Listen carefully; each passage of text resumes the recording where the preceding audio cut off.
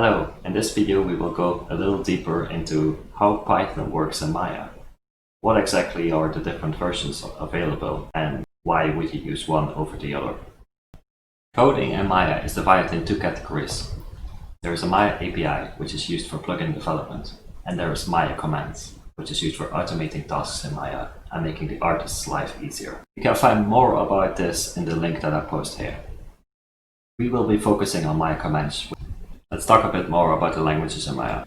There's C++ and .NET, which we won't go too much into, but the whole API is based around this. There's Mel, which is a first scripting language and unique to Autodesk. And then there's Python, which is divided in 4 flavors. There's Maya commands, PyMel, OpenMaya 1, OpenMaya 2.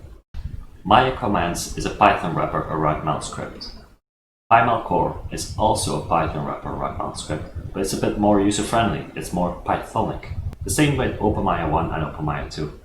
OpenMaya 1 is a wrapper around Maya API, which is written in C++, and OpenMaya 2 is also a wrapper, but it's a bit more Pythonic, more user-friendly, and we will go into this in detail later with some examples.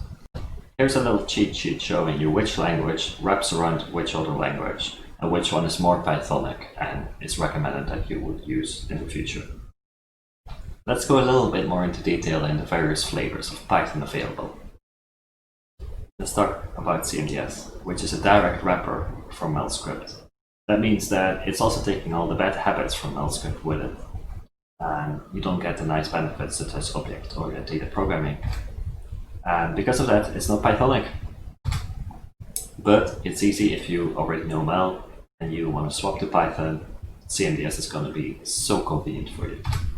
It's been around for a while, it's pretty stable. When I started out, for example, PyMel was not stable, so people would always say use CMDS. That's not the case anymore. And in this link you can see a lot of information about all the commands available. PyMel is an indirect wrapper. Because of that, it's more Pythonic, which is great and makes it amazing to work with. I'll give you some examples later. It's been around and it's quite stable. As I said before, when I started out, it wasn't stable, so people would really hate on it. But that's not the case anymore. And it's object-oriented. If you use Python and you are familiar with object-oriented practices, you know how powerful this can be. CMDS can sometimes just return a string when asking for an object, whereas here you get the actual object, making your tool so powerful. And finally, it's more readable. Again, I'll show you some examples. Here's a link to a really good tutorial from Autodesk. Really check this out, send this to people that are not convinced about PyMel. Let's compare two pieces of code. One is written in Maya commands, and one is written in PyMel. This will give you a good understanding of what the differences are. Both versions start with importing the library. Then they both use the list function, but in here, in Maya commands, we get a string result, which needs to be passed to a function in the Maya commands library. This means that we are using functional programming here. In PyMel, we get an object in return, meaning we can use object-oriented programming and run functions on the object. This makes it easier to read. Other benefits could be, for example, if you run several functions in your tool, all of them return a string. How do you know what you're working with? Are you working with a vertex? Are you working with a mesh? If it's object-oriented, you can simply ask the result that you got, what are you?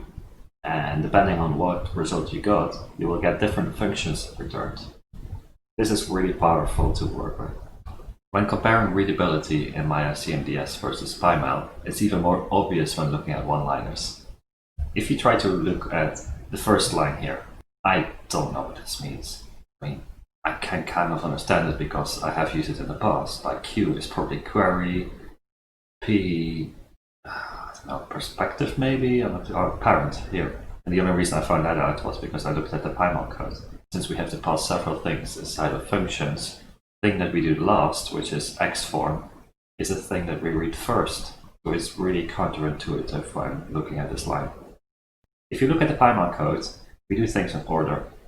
First you get the camera, then you get the parent, then you get the translation, and then the C.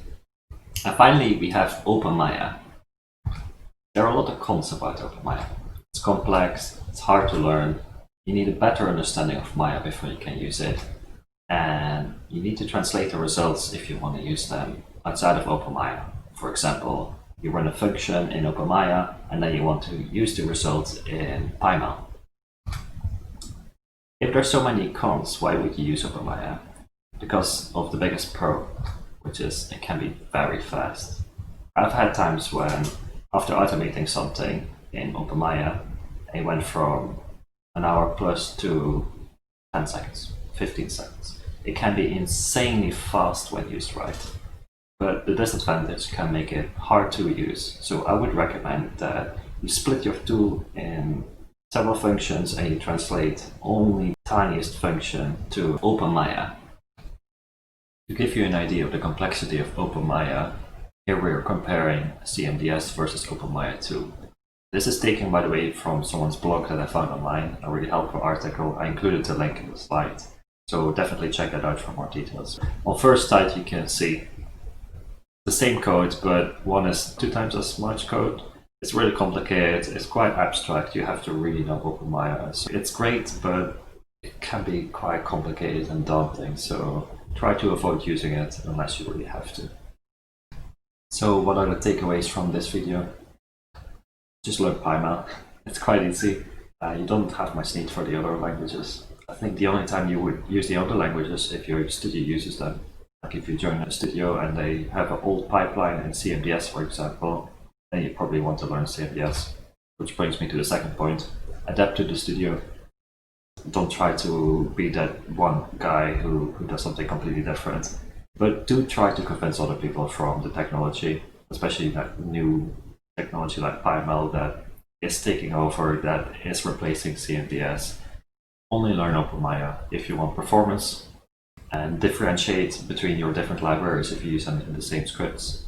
I've noticed this before, but for example on the Autodesk tutorials, they use from import star, which means that the same functions might override each other if you use CMDS and PyML in the same file.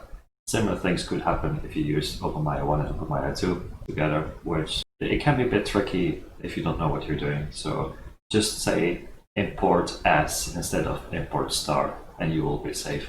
Here's a cheat sheet again, just to have a quick overview of the different languages. And so you know which Python language wraps around MEL or around the API, or which one is more Pythonic. If you want to discuss any more of this, check out these links, various good online forums where you can talk to people. The official one from Autodesk or Google Groups, TechArtist.org, and an official really good community. Polycount, very big in the 3D scene, but they also are good for tech artists, and I have various others. I hope you enjoyed this, and see ya!